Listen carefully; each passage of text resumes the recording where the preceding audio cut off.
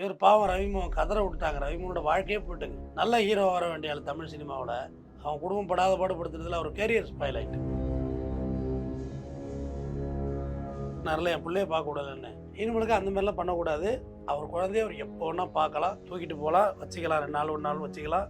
அதை அவங்க தடுக்க முடியாது. மதருக்கு எவ்வளோ கார்டியன் ரைட்ஸ் இருக்கோ அதே அளவு ரைட்ஸ் ஃபாதருக்கு இருக்குன்னு சொல்லி கோர்ட் ஆர்டர் கொடுத்துருக்கு. மொத்தமாக வழி கொடுப்பாங்க. சுப்ரீம் கோர்ட்டு காரி துப்புனிச்சு தெரியுமா இல்லையா? மெயின்டெனன்ஸில் அப்பீலில் போனாங்க. வேலைக்கெல்லாம் போக மாட்டீங்களா நீங்கள்? புருஷங்காசை வாங்கி தான் திப்பீங்களா? இது யார் வச்ச விதின்னு கேட்குறேன். தாலி கட்டினா புருஷன் மட்டும் பார்த்துக்கணும்னு ஒரு விதியை கொண்டு வரீங்க. மற்ற ஃப்ரீடம் அப்போ காலங்காலமாக நீங்கள் எங்களுக்கு அடிமையாக தான் இருக்கணும். சில விதத்தில் நீங்கள் நாங்கள் ஃபெமினிஸ்ட், நாங்கள் புல்லட்டு விட்டோம், புல்லட்டு புல்லட்டு புல்லட்டு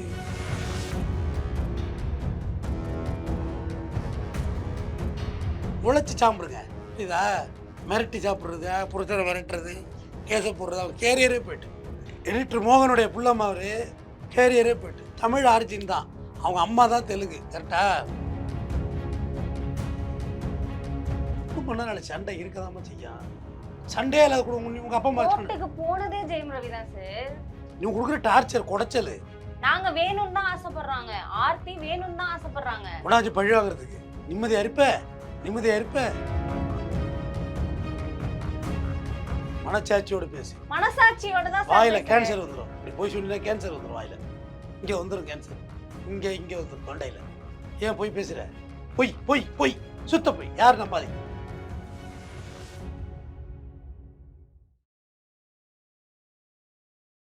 தமிழ்நாட்டுல எல்லாமே சேஞ்ச் ஆயிடுச்சு. உங்க நகையையும் சேஞ்ச் பண்ணுங்க. உங்க பழைய நகைக்கு கிராமுக்கு 150 ரூபாய் கூடுதலா வாங்கி புது நகை எடுத்துக்கோங்க. அதே கம்மி சேதாரம் தான் உங்க லலிதால மட்டும்தான். ஆச்சி மசாலா, எந்த சமையலும் ருசி தேடும் ரகசியம் 20 ரூபாய்.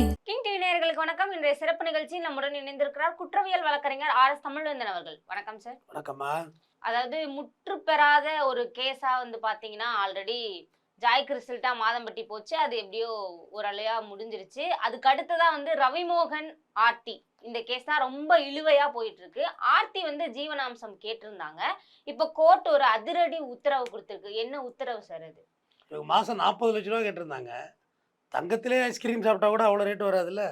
இல்லை தங்க புஷ்பம் அந்த ரேட்டு வருமா? பார்த்துருக்கீங்களா தங்க புஷ்பத்தை? இல்லை அந்த அளவுக்கு தான் ஆர்த்தி தான் தங்க புஷ்பமா, அதுவும் தெரியல. இவர் பாவம் ரவிமோகன் கதற விட்டுட்டாங்க. ரவிமோகனோட வாழ்க்கையே போயிட்டுங்க. நல்ல ஹீரோ வர வேண்டிய ஆள் தமிழ் சினிமாவில். அவன் குடும்பம் படாத பாடுபடுத்துறதுல அவர் கேரியர் ஸ்பாயில் ஆகிட்டு. நல்ல படங்கள்லாம் நடிச்சிட்டு இருக்காரு. பர்சனலாக இவ்வளோ பெரிய தொல்லையை வச்சுக்கிட்டு வெளில என்னம்மா நடிக்கிறது? நீங்கள் ஒரு ஸ்கிரிப்ட் சொல்லுவீங்க, ஒரே ஒரு மெசேஜ் போடுவாங்க, உன்னை பழிவாருங்கிறீட் பார்ட்டிங்னு வரும். ஐயோ என்னெல்லாம் பண்ண போகிறாளோன்ட்டு அவன் மன உளைச்சல் ஆகிடுவாங்க. இப்போ கடைசியாக கோர்ட்டு அந்த உருட்டி விட்டு 3 லட்ச ரூபா மாதம். அது இன்ட்ரீம் மெயின்டெனன்ஸ் தான், இன்னும் பர்மனெண்ட் ஆர்டர் கிடையாது. இது குறையலாம் கூடலாம். இப்போதைக்கு 3 லட்ச ரூபா கொடுத்துடணும் அப்படின்றத சொன்னாங்க. அடுத்த ரவிமோகன் குழந்தையெல்லாம் பார்க்க விடாமல் டார்ச்சர் பண்ணாங்கல்ல.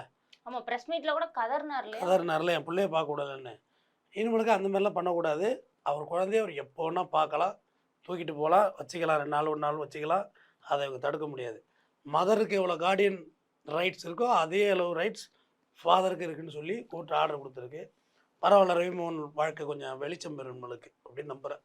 இப்போ பசங்களுக்காக தான் அவங்க 40 லட்சம் ரூபாவே கேட்டாங்க. இப்போ 3 லட்சம்ன்றது எப்படி சார்? ஸ்கூல் ஃபீஸ் கட்டுவாங்களா இல்லை எப்படி செலவை மெயின்டைன் பண்ணுவாங்க அவங்க? 3 லட்சத்தை வச்சு குடும்பம் நடத்த முடியாதோ? அவ்வளோ காஸ்ட்லியோ நீங்களா? அப்பாவா இருக்கப்போ எவ்வளவு கொடுத்து பண்ணிருப்பார்ல சார். இப்போ குறைச்சிங்கன்னா அவங்க அப்போ நீ அப்பாவோட போய் சேர்த்துக்க வேண்டியதான். அப்பாவா இருக்குள்ள நிறைய பண்ணார்ல, இப்போ நீங்கள் அப்பாவோட போய் சேர்த்துக்க வேண்டியதான். வேற என்ன பண்ணுறது? அதான் பார்க்க அனுமதி கொடுத்துருக்காங்கல்ல. இல்லைம்மா, அதை அவர் வாங்கி கொடுப்பாரு. ஐஸ்கிரீமு, மிட்டாயி, நல்லா கறி மீன்லாம் வாங்கி அவர் விட்டுட்டு அனுப்ப போகிறாரு அவர் பிள்ளைக்கு. நீங்கள் அவரோட இருக்கவங்கள தான் இது. உங்களையும் குழந்தையும் மெயின்டைன் பண்ணுறது தான் இந்த காசு. உங்களை கட்டின திண்டத்துக்கு மொத்தமாக வழி கொடுப்பாங்க. சுப்ரீம் கோர்ட்டு காரி துப்புனிச்சு தெரியுமா இல்லையா? மெயின்டெனன்ஸில் அப்பீலில் போனாங்க. வேலைக்கெல்லாம் போக மாட்டீங்களா நீங்கள்? புருஷங்காசை வாங்கி தான் திப்பீங்களா? என்ன படிச்சிருக்க? எம்இ. பெங்களூர் ஹைதராபாத்தில் நிறைய வேலை வாய்ப்பு இருக்குது தெரியுமா உனக்கு முதல்ல? அப்படின்னு சொல்லல என்ன கோர்ட்டு சொன்னிச்சு இல்லை? தாலி கட்டினா புருஷன் தானே சார் பார்த்துக்கணும். இது யார் வச்ச விதின்னு கேட்குறேன். தாலி கட்டினா புருஷன் மட்டும் பார்த்துக்கணும்னு ஒரு விதியை கொண்டு வரீங்க. மற்ற ஃப்ரீடம் அப்போ காலங்காலமாக நீங்கள் எங்களுக்கு அடிமையாக தான் இருக்கணும். சில விதத்தில் நீங்கள் நாங்கள் ஃபெமினிஸ்ட், நாங்கள் புல்லட்டு விட்டோம், புல்லட்டு புல்லட்டு புல்லட்டு, சிங்க பெண்ணே சிங்க பெண்ணே ஆணுடமே பிஜிஎம் போடுறீங்கல்ல, வேலைக்கு போகல மட்டும் ஆம்பளை போகணும். அது என்னது? வா என்னோட சேர்ந்து நீ, நான் வந்து நான் சம்பட்டி அடிப்பேன் சுத்தியலால், நீ கீழே ராடை வச்சு புட்டி ஸ்டேர் அடிப்போம். நீ நல்லா நெருப்புவுது, நான் நல்லா உளி செய்கிறேன், வரீங்களா? எல்லா வேலைகளையும் பெண்கள் வாங்க பண்ண வா ஆரம்பிச்சிட்டாங்க. வாங்கம்மா வாங்க, நான் கூப்பிட்றேன் வாங்க, வேலைக்கு நான் கூப்பிட்றேன். நான் லாரி ஓட்டிட்டு ஹைதராபாத் போகிறேன், நீங்களும் வாங்க. பெண்களும் லாரி ஓட்ட ஆரம்பிச்சிட்டாங்க. வாங்க டயர் கயிட்டுவோம், வாங்க 2 பேரும் கயிட்டுவோம், வாங்க 2 பேரும் கயிட்டு ரீல்ஸ் போட்டோன்னே பெண்களே லாரி ஓட்டுறாங்கன்னு சொல்லக்கூடாது. இந்த பிட்டு கதையெல்லாம் இங்கே ஆகாது. நான் செய்கிற வேலையும் செய்யுங்க. நான் காலையில் யாரும் வாட்ச்மேன் வேலை பார்க்குறேன், நின்று விட்டு கார் வந்தால் விசில் அடிச்சுடுறேன், கதை திறந்துட்டா யாராவது 10-5 கொடுக்குறாங்க. வாங்க வந்து வேலை பெண்களும் செய்யுங்க. செக்யூரிட்டி இருக்காங்களே. வாங்க வந்து செய்யுங்கன்னு தானே சொல்கிறேன். பாரில் பவுன்சர் வேலை பார்க்குறதெல்லாம் இங்கே சொல்லக்கூடாது. ஹை கிளாஸ் பப்பில் வேலை பார்க்குறதெல்லாம் இங்கே சொல்லக்கூடாது. நான் சொல்கிற ஒரு ஹோட்டலில் வந்து கதை திறங்க, ஹோட்டலில் சர்வீஸ் பண்ணுங்கள், வாங்க செய்யுங்க. யார் உங்களை மறிச்சா? நெருப்பில் தார் ரோடு வாங்க போடுவோம், வா போகலாம், தார் ரோடு போடலாம். எல்லா வேலையிலயும் பெண்கள் இருக்கதான் சார் நான் செய்றாங்க. நான் பார்க்கல. அடிமையா இருக்கணும்னு என் சொல்றது என் க- ஆணாதிக்க சிந்தனையா என் தெரியலையா சார்? என் கண்ணு பூத்து போச்சு, நான் அது மாதிரி பார்க்கவே இல்லை. எங்கே தார் ரோடு போடுறீங்க? வாங்க தார் ரோடு போடுவோம். நான் உங்களை ரொம்ப கூப்பிடல, வாங்க போவோம், தார் ரோடு போவோம் வாங்க. நான் வந்து இங்கே திருச்சி வரை நீ கார் ஓட்டினா, திருச்சிலேருந்து மதுரை வரை நீ கார் ஓட்டணும், உன்னை பெரட்டி விட்டு எனக்கு கொண்டுறணும். அப்படி ட்ரிப்பு போறவங்களும் அப்படிதான் போயிட்டு அப்படிதான் போட இருக்காங்க. அப்படிதான் புடவை சேர்க்கி கொண்ட கும்பலாக சாவுது. நீங்கள் கார் ஓட்டுறது தான் தெரியுதம்மா, சிக்னலில் பார்த்தாலே தெரியுமே இது எது ஃபீமேல் டிரைவிங்னு. லெஃப்ட்டில் இண்டிகேட்டர் போட்டு ரைட்டில் திருப்பி கொல்ல பேரத்தை குழப்பி விட்டு போகிறது பண்ணுறீங்களா பண்ணலையா? பைக்கில் 3 பேர் போகிறது, ஆமாம் விழுந்து வாடுறது. உனக்கு தான் வரலையே அந்த ஃபீல்டு. உழைச்சி சாப்பிடுங்க, புரியுதா? மிரட்டி சாப்பிட்றது, புருஷனை மிரட்டுறது, கேஸை போடுறது. அவன் கேரியரே போய்ட்டு, எடிட்டர் மோகனுடைய புள்ளம்மா அவர் கேரியரே போய்ட்டு. தமிழ் ஆரிஜின் தான், அவங்க அம்மா தான் தெலுங்கு, கரெக்டாக? அவங்க தமிழ் ஆரிஜின் குடும்பம் தான் அவங்க. அவர் கேரியரே போய்ட்டு இதே வேலையாக தெரியுங்க. ஆம்பளை மேலே கேஸை போடுறது, மிரட்டுறது, உருட்டுறது. அப்துல் சுபாஷ் தற்கொலை பண்ணிக்கிட்டான். அப்போ எல்லாரும் வரைக்கும் மெயில் பண்ணிட்டு தான் தற்கொலை பண்ணிட்டான். அப்போ போய் கேஸ் தானே போடுறீங்க நீங்கள், கோர்ட்டு டயத்தை வீணடிக்கிறீங்க, அநியாயம் 2 பண்ணுறீங்க. பேத்துக்கும் பிடிக்கல அப்படின்னு குடும்ப நலக்கு வளர்ப்பு பிரிஞ்சு போங்க போடுறது. பிரிஞ்சு போங்க, அப்போ எதுக்கு காசு கேட்குறீங்க? சரி, என் குழந்தைகளை யார் சார் பாத்துக்கிறது? அப்போ அவரால தானே குழந்தை பிறந்துச்சு. அவர் மட்டுமா பெற்றுட்டாரு? இது அநியாயமாக இருக்குது. ஆணுக்கு மட்டும் எப்படி குழந்தை பிறக்கும்? ஆண் பெண் சேர்ந்ததுனாலதான் சார் அப்புறம் குழந்தை பிறந்திருக்கு. அப்புறம் அதற்கு காரணமா இருந்தவர் ஆண் தானே. பெண்ணு தானே காரணம். நான் மட்டும் ஆம்பளை மட்டும் எப்படி குழப்ப முடியும்? ஆம்பளை இருந்தா என் பொண்டாட்டி சேர்ந்தா தான் குழந்தை பிறக்கும், நான் மட்டும் குழந்தை பிறக்கிறது. அப்படி ஒரு வரம் நான் இறைவனுக்கு கிடைக்கலையம்மா. சங்க இலக்கியத்தில் இல்லாத கதையாக இருக்காம்மா. 2 பேரும் சேர்ந்து தானே பெற்றுக்கிட்டோம், ஆமா சார். 2 பேரும் சேர்ந்து வளர்ப்போம், ஆளுக்கு ஒரு பிள்ளைய வளர்ப்போம். ஓகே, நீங்கள் ஏன் பிள்ளையே கொடுக்க மாட்டேங்க ஜெயமுறை வீட்டை? ஆளுக்கு ஒரு பிள்ளைய வளர்ப்போம். இல்லைடா நீ பெத்த பிள்ளைன்னு ஒன்றா போட்டிக்குள்ளே போட்டு ஓடி போயிடுங்க, குப்பத்தொட்டியில் போட்டுறாதீங்க, அவங்களுக்கு நாங்க கிட்ட. பாத்துக்கிறோம் தான் சார் சொல்றாங்க. பாத்துக்கிறதுக்கான அமௌண்ட் தானே கேக்குறோம். நீங்கள் பார்த்துக்கே வேண்டாங்கிறேன். நீங்கள் தண்ணி அடிக்கிறீங்க, தம் அடிக்கிறீங்க, அவர் தான் சொல்கிறார், நான் சொல்லலப்பா. என் வாயை ஏதாவது தெருவில் விட்டு போயிடாத. ஜெயம் ரவி தான் சொல்கிறார், என் பொண்டாட்டி குடிச்சிக்கிட்டு பிள்ளைய பார்க்க மாட்டாங்கன்னு. அதுட்டு இங்கே கொடுங்க. இவருக்கு கெனிஷாவும் பார்த்துட்டு இருக்கட்டும், உங்களுக்கு என்ன கவலை? கெனிஷா இல்லைனா ஒரு மனுஷா பார்த்துக்க போகுது, உங்களுக்கு என்ன கவலை? குருவம் பண்ணுறது, அட்டூழியம் பண்ணுறது, கோர்ட்டில் சும்மா இழுத்தாந்து போட்டு சும்மா நச்சுக்கு டைவர்ஸ் கேஸு போடு, அழிஞ்சு போட்டுரு. குடும்பம்னா நாளை சண்டை இருக்கதாம செய்யும். சண்டையே இல்லாத குடும்பம். உங்கள் அப்பா அம்மா கோர்ட்டுக்கு போனதே ஜெயம் ரவி தான் சார். நீ கொடுக்குற டார்ச்சர் குடைச்சல். நாங்க வேணும்னு தான் ஆசைப்படுறாங்க, ஆர்த்தி வேணும்னு தான் ஆசைப்படுறாங்க. உடாச்சு பழி வாங்குறதுக்கு. நிம்மதியாக இருப்ப. உனக்கு என்ன தூக்கம் 6 மணிக்கெல்லாம் காலங்காலத்தில் ஃபுல்லாக சவுண்டு வச்சு ரைட்டா அப்படி மியூசிக் சிஸ்டம் கூட பயந்து எழுந்து, அப்பா என்னம்மா சவுண்டை சவுண்டில் குறைக்க முடியாதுடா, ஸ்டன்னா இருறா, பாத்ரூமில் போய் அப்போ தான் முக்கியம் அம்மா அப்படிமா கதவை படப்படப்படம்னு தட்டுறது. இப்படி தான் வாழ முடியுமா? ஒருத்த தலை சீக்கிட்டு மெதுவாக வெளில கிளம்புவான், கார் இறக்குள்ள டப்புன்னு தலையை குலைச்சி விடுறது. பொண்ணுங்க என்னென்ன சைக்கோ வேலை செய்வீங்கன்னு எனக்கு தெரியும். கரெக்டு தானே? நீ சிரிச்சிட்டு தானே உட்காந்துருக்க, இதெல்லாம் நீங்கள் பண்ணுற வேலை தானே. கார் எடுக்க போக்குள்ள சாவியை கொடுக்குறது. நான் பியூட்டி பார்லர் போகணும், இறங்கி நீ ஓலாவில் போடா அப்படின்னு கார் எடுத்துகிட்டு போகிறது எல்லாம் நடக்குது, பார்த்துட்டு தான் இருக்கு. சொன்னா என்ன கேட்டவம்பிங்க, ஆணாதிக்கவாதிம்பிங்க. கரெக்டு தானே? இப்ப நீங்க பேசுறதே அந்த மாதிரி தான் சார். அடிமையா இருங்கன்னு சொல்றீங்க.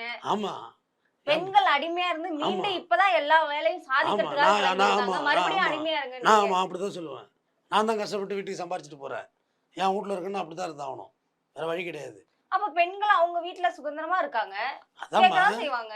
ஆமாம்மா, எங்கள் வீட்டுக்கு நான் தான் பிரெட் வின்னர். நான் உழைச்சிட்டு போனால் தான் எங்கள் வீட்டில் சாப்பாடு, நான் உழைச்சிட்டு போனால் தான் எங்கள் வீட்டு பிள்ளைகளுக்கு நல்ல கல்வி. அப்போ நான் சில டிமாண்ட்ஸ் வந்து நான் வீட்டில் இருக்கும்.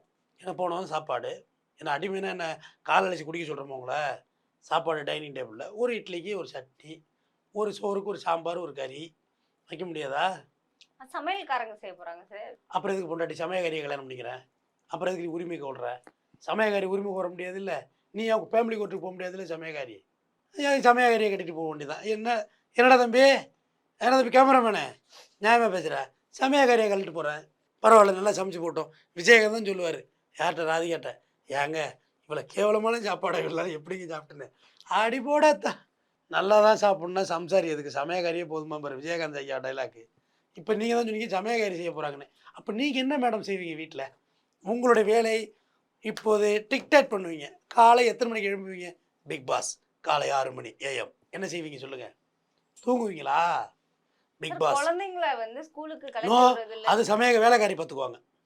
பாயிண்ட்டுக்கு வந்துடுவோம். பிக் பாஸ் காலை 7 மணி. மேடம் என்ன செய்கிறாங்க? நேற்று போட்ட ரீல்ஸுக்கெல்லாம் எத்தனை லைக்ஸ்ன்னு பார்த்துட்டு இருக்காங்க. பிக் பாஸ் காலையில் 8 மணி. மேடம் என்ன செய்கிறாங்க? பல்லு விளக்காம காப்பி குடிக்கிறாங்க. பிக் பாஸ் காலையில் மணி 9. மேடம் என்ன செய்கிறாங்க? கக்கூஸில் இருக்காங்க. பிக் பாஸ் மாலை 10 மணி. மேடம் என்ன செய்கிறாங்க? குளிச்சுட்டு வந்து தலையை காய வைக்கிறாங்க. பிக் பாஸ் காலை 10:30 மணி. மேடம் என்ன செய்கிறாங்க? ஆறி போன டிஃபனை சாப்பிட்றாங்க. பிக் பாஸ் காலை 11 மணி. மேடம் என்ன செய்கிறாங்க? மேக்கப் போடுறாங்க. பிக் பாஸ் காலை 11:30 மணி. மேடம் என்ன செய்கிறாங்க? திங்குன்னு குதிக்கிறாங்க இன்ஸ்டாகிராமில். பிக் பாஸ் மணி 12. போதுமா? வயத்தை பற்றி எரியுது இல்லை, நான் பேச பேச கப்பன்னு கோவம் வருது இல்லை, பெட்ரோல் ஊற்றி என்ன எரிச்சிரும் போல இருக்குல்ல. பெண்கள் ரீல்ஸ் மட்டும் தான் போட்டுட்டு இருக்காங்கன்னு சொல்றீங்களா? அப்படின்னு நான் சொல்கிறேன். நீங்கள் என்ன சொல்கிறீங்க? நான் ஒரு பிக் பாஸ் நடத்தினேன்ல, நீங்கள் ஒரு பிக் பாஸ் நடத்துங்க. காலைல 6 மணிக்கு எந்திரிக்கிறாங்க, வாச தெளிச்சு கோலம் போடுறாங்க. வாச தெளிச்சா 3வது மாடியில் எங்கே வாச தெளிச்ச நீ? எனக்கு தெரிஞ்சாகணும். கிராமப்புறங்கள்ல இன்னமும் அந்த நடைமுறை இருக்கு. கிராமப்புறம் போடுற டக்குன்னு அப்படியே இங்கே சுடிதாரில் அப்படியே சிங்கடி சாலைக்கு மாறுறது. 3வது மாடியில் எங்கே இருக்கு வாசம்? எங்கள் வீட்டில் வாசம் இல்லை சார். பெண்கள் வேலைக்கு போறாங்க சார். காலைல 4 மணிக்கே அலாரம் வச்சு எந்திரிச்சு சமைச்சு முடிச்சு, ஹஸ்பண்டுக்கு என்ன வேணுமோ அதை செஞ்சு முடிச்சு, குழந்தைங்களுக்கு என்ன வேணுமோ அதை செஞ்சு முடிச்சு, குழந்தைங்களை களப்பாட்டி அவங்களுக்கு களப்பாட்டி சூத்தாட்டி சொல்லுங்க. குழந்தைங்களை எல்லாத்தையுமே கலப்பி வேன்ல கொண்டு போய் விட்டுட்டு அவங்களுக்கு தேவையானதை செஞ்சுட்டு குளிச்சு கிளம்பி முடிச்சு எல்லாத்தையும் அனுப்பிச்சு விட்டு அவங்களும் கிளம்பி ஆபீஸ்க்கு போயிட்டு இருக்காங்க சார். மனசாட்சியோட பேசு. மனசாட்சியோட தான் வாயில கேன்சர் வந்துடும். இப்படி போய் சொன்னா கேன்சர் வந்துடும். வாயில இங்கே வந்துடும் கேன்சர். இங்கே வந்துடும் தொண்டையில். ஏன் போய் பேசுகிற? பொய் சுத்த போய். யார் நம்பாதீங்க. இது மாதிரி வேலைக்கு போற பெண்கள் என்னன்னு சொல்லுவீங்க? யார் வேலைக்கு போறா? வேலைக்கு போற பெண்களை தான் சார் சொல்றேன். எத்தனையோ கவர்மெண்ட் ஆபீசர்ஸ் இருக்காங்க, கூலி வேலைக்கு போற பெண்கள் இருக்காங்க. எல்லாமே அவங்க வேலையை கூலி வேலைக்கு போறவங்களை கொண்டாந்து ஏன் உங்களோட சேர்த்துக்கிறீங்க? இன்ஸ்டாகிராம் கும்பலா குர்காஸ் அவங்களையே நீங்கள் சேர்க்குறீங்க. கிராமப்புறத்தில் எங்கள் அம்மாவையும் நகர்ப்புறத்தில் இருக்க பொம்பளையும் நான் சேர்க்கலை. எங்கள் அம்மா இன்னைக்கு காலைல 4:30 மணிக்கு எழுந்திரிச்சு சாணியை கரைச்சி வாஜை போட்டா. இப்போ ஆர்த்தி அவங்க ரீல்ஸ் தான் போட்டுட்டு இருக்காங்கன்னு சொல்ல வரீங்களா? நான் சொல்லலை பண்ணிடுது. நீ எதை கேஸில் சிக்க விடலான்னு பார்க்குறேன். கேஸில் சிக்க விட்டு இந்த பொண்ணை விட்டுறாதீங்கப்பா. நான் என்ன சொல்கிறேன், ஹை காஸ்ட்ல இருக்கவங்க குழந்தைங்களை கவனிக்கிறது இல்லை, ரீல்ஸ் மட்டும் போட்டுட்டு இருக்காங்க, ஹஸ்பண்டையும் கவனிக்கிறது கிடையாது, வேணும்னே வழக்கு போட்டு இந்த மாதிரி நடுத்தரில் நிற்க வைக்கிறாங்கன்னு சொல்ல வரீங்களா? எங்கள் அம்மா என்ன படிச்சிருக்கு தெரியுமா உனக்கு? ஓல்டு PUC இங்கிலீஷ் எங்கள் அம்மா பேசும். நீ தான் பேசி பாரு எங்கள் அம்மாட்ட. எங்களுக்காக வேண்டி அதோட அரசு வேலையெல்லாம் தியாகம் பண்ணிட்டு எங்களை வளர்த்தாங்க. அது பேர் தான் தியாகம். பிள்ளைங்களாகி போச்சு, பிள்ளைங்களை வளர்க்கணும். அதை விட்டு தெரசாவில் படித்தது எங்கள் அம்மா. திருத்திரப்புள்ள தெரசாங்கிறது இங்கிலீஷ் மீடியம். எங்கள் ஊர் அங்கே இருந்து எங்கள் அம்மா ஊர் கற்பம்புலன்னு ஒரு ஊர். எங்கள் அம்மா படிப்பு வேலையெல்லாம் தியாகம் பண்ணிட்டு எங்களை வளர்க்கலையா? அதுதான் தியாகம். எந்த தியாகமும் இல்லை. நான் இப்போ நீங்க தானே சார் வேலைக்கு போகணும் அப்படின்னு சொல்றீங்க. தியாகம் பண்ணிட்டு குழந்தைய வளர்க்குறாங்க சார் அவங்க. வேலைக்கு நீங்கள் போயிட்டு வந்தா நீ ஒரு EMI கட்டு, நான் ஒரு EMI கட்டு. நீ ஒரு நாள் பாத்திர அளவுக்கு, நான் ஒரு நாள் பாத்திர அளவுக்கு. டபுள் ஸ்டாண்டா இருக்கே சார். ஆர்த்தி அவங்க குழந்தைய பார்க்காம ரீல்ஸ் போட்டுட்டு இருக்காங்கன்ற மாதிரி. நான் சொல்லலப்பா, அப்படி சொன்னார் அவரு. நானா ஜெயம் ரவி? வேலைக்கு போங்க, ஜீவனாம்சம் கேட்காதீங்கன்னு சொன்னீங்க. சுப்ரீம் கோர்ட் சொன்னுச்சு. அது நீ டெல்லி போகணும். இங்கிருந்து சென்ட்ரல்லேருந்து ரயில் பிடிச்சி டெல்லி போ. அங்கே ஒரு சுப்ரீம் கோர்ட் இருக்கும். அங்கே போய் நீதிபதியை கேட்டோம், ஏன் அப்படி சொன்னீங்க, நாங்கள் என்னையா பண்ணுறோம்னு. நீங்கள் நீதி வாங்க வரல, ரிவெஞ்ச் எடுக்க வர்றீங்கன்னு நான் சொல்கிறேன். குற்றச்சாட்டு வைக்கிறேன். இதுக்கு என்ன சொல்கிறீங்க? சார் ஹஸ்பண்டோட சேர்ந்து வாழணும்னு நினைக்கிறது எப்படி சார் நீதி வாங்க வரலன்றது? அதான் ரிவெஞ்சு டைவர்ஸ் கொடுக்க முடியாது. என்ன பண்ணுறான் பார்ப்போம். இழுக்க விடலாம். கண் எதிராக பார்த்துக்கிட்டு இருக்கேன். நல்லா ஐ விட்னஸ்ஸு. என் வாயெல்லாம் கிளறாத, குப்பை மாரி வரும் வார்த்தைகள்லாம். நான் கண் எதிராக பார்க்குறேன். டெய்லி ரிவெஞ்சு தான் எடுக்கிறீங்க. சார் கூட வாழணும்னு நினைக்கிறது எப்படி சார் ரிவெஞ்ச்? கூட வாழ்றது எப்படி? குழந்தை குட்டி நம்ம எல்லாருமே சேர்ந்து வாழணும்னு தான் நினைக்கிறாங்க. அப்புறம் என்ன பிரச்சனை வருது? டிவோர்ஸ் கேட்டது ரவிமோகன் சார். ரைட்டு, ரவிமோகன் அவங்க அப்பாட்ட சொல்லி, ஏன் பிள்ளை இப்படி பண்ணுறாரு, சேர்ந்து வாழ்றவங்க பிள்ளையோட கட்டி பிடிச்சிக்கிட்டு இருக்க ஆசைப்படுறேன், என்ன சேர்த்து வைங்கன்னு சொல்ல வேண்டியதானே? அவருக்கு விருப்பம் இல்லை. அவங்க அம்மா வரையும் பேட்டி கொடுக்குது ரவிமோகனுக்கு எதிராக. என் ஏடிஎம் கார்டை பிடிக்கி வச்சுட்டாங்கிறாரா? இல்லை அப்போ இந்தப்போ ஏடிஎம் கார்டு கொடுக்க வேண்டியதானே? விருப்பம் இல்லைன்னா பிரிஞ்சிருங்கம்மா. எதுக்குமா தொல்லை பண்ணுறீங்க போட்டுட்டு? சார் எங்களுக்கு விருப்பம் இருக்கு சார். ரவிமோகனுக்கு தான் சார் விருப்பம் இல்லைன்னு ஆர்த்தி சொல்றாங்க சார். உங்களுக்கு விருப்பம் இருந்து என்ன பண்ணுறது? ஆணுக்கு விருப்பம் இல்லையே. பிரிஞ்சு ஒழிஞ்சு போங்க. எதுக்கு இருக்கிறீங்க? ஒழிஞ்சு போங்க, பிரிஞ்சிருங்க. அதான் நியாயம். இதே ஒரு ஆண் டாக்ஸிக்காக உங்களை விரட்டினா ஒத்துப்பீங்களா? உங்களுக்கு விருப்பம் இல்லை ஆண் மேலே. ஆனால் நான் நீ வேலை செய்கிற இடம் உனக்கு மெயில் அனுப்பிக்கிட்டு தொல்லை பண்ணிக்கிட்டு மெசேஜ் பண்ணிவிட்டு உன் கூட இருக்க எல்லாருக்கும் போட்டுச்சு எங்கே இருக்காவ? நல்லா இருக்காளா? எவனோடாவது இருக்காளா? அப்படி கேட்டுக்கிட்டே இருந்தால் உங்களுக்கு எப்படி இருக்கும்? சொல்லுமா. இதெல்லாம் ஆர்த்தி பண்றாங்கன்னு சொல்ல வரீங்களா? எனக்கு தெரியாதுப்பா. பொதுவாக கேட்டால் பொதுவாக நான் பதில் சொல்றேன். நான் பொதுவான ஆள். இப்படி உங்களை ஒருத்தர் டாக்ஸிக் பண்ணால் உங்களுக்கு எப்படி இருக்குன்னு கேட்குறேன், பதில் சொல்லுங்கள். டாக்ஸிக் ரிலேஷன்ஷிப்குள்ள இருக்க முடியாது தான் சார். ஆனா முடியாது. ஆனால் பட்டு அதெல்லாம் சொல்லக்கூடாது. முடியாது. டாக்ஸிக்காக வாழ முடியாது, இருக்க முடியாது. பிடிச்சவங்களோட யாரு வேணா போலாம். அது உங்கள் சௌரியம். அது நம்ம ஒன்றும் சொல்ல முடியாது. அததான் சார் கேக்குறாங்க. அதுதான் பிரச்சனையே இங்கே. ரவிமோகன் அதான் குற்றச்சாட்டை வைக்கிறாரு. இப்போ புரிஞ்சிருக்குன்னு நினைக்கிறேன். சீமான் சொல்கிற மாதிரி உங்களுக்கு விளங்குன்னு நினைக்கிறேன். அது இல்லைம்மா. குடும்பங்கிறது ஒரு பெரிய கமிட்மெண்ட், ஒரு பெரிய கம்பெனி. விருப்பப்பட்டு இயங்கினா அந்த கம்பெனி இயங்கும். ஒரு ஸ்பேர் பார்ட்ஸ் அதில் ஒர்க் ஆகலை, ஒரு கியர் வேலை செய்ய மறுத்துட்டாலும் அந்த சிஸ்டம் இயங்காது. காரில் இவ்வளோ பொருள் இருக்குது, ஒரு பொருள் கெட்டு போச்சுனாலும் கார் ஓடுதா? மெயின் பார்ட் போனா தானே சார். ஆ? மெயின் பார்ட் போனா மெயின் பார்ட்னால தானே பிரச்சனையும் நடக்குது இங்கே. மற்ற பார்ட்டு போனால் தான் குடும்பம் நடத்திடலாமே. மெயின் பார்ட்டு போகிறதுனால தான் நம்ம பிரச்சனை. அதனால் அப்படி சொல்லாதீங்க. ஒரு சிஸ்டம் இயங்குதுன்னா அந்த சிஸ்டத்தில் ஒன்று கண்ணு குறைஞ்சா கூட குறை தான், ஒரு காது கேட்கலனாலும் குறை தான். அந்த திருமணங்கிற ஸ்ட்ரக்சரில் எது ஒன்று டிஃபால்ட் ஆனாலுமே, கெட்டு போனாலுமே, ஃபால்ட் ஆனாலுமே அந்த குடும்பம் நல்லா இருக்காது, அன்பாக இருக்காது. திருமணத்தில் தேவை அன்பு, ஈகோ இல்லை. தொடர்ந்து பேசும். இதுவரை எங்களுடன் பல்வேறு கருத்துக்களை பகிர்ந்து நன்றி சார். தமிழ்நாட்டுல எல்லாமே சேஞ்ச் ஆயிடுச்சு. உங்க நகையையும் சேஞ்ச் பண்ணுங்க. உங்க பழைய நகைக்கு கிராமுக்கு 150 ரூபாய் கூடுதலா வாங்கி புது நகை எடுத்துக்கோங்க. அதே கம்மி சேதாரம் தான் உங்க லலிதால மட்டும்தான். எந்த சமையலும் ருசி தேடும் ரகசியம் 20 ரூபாய்.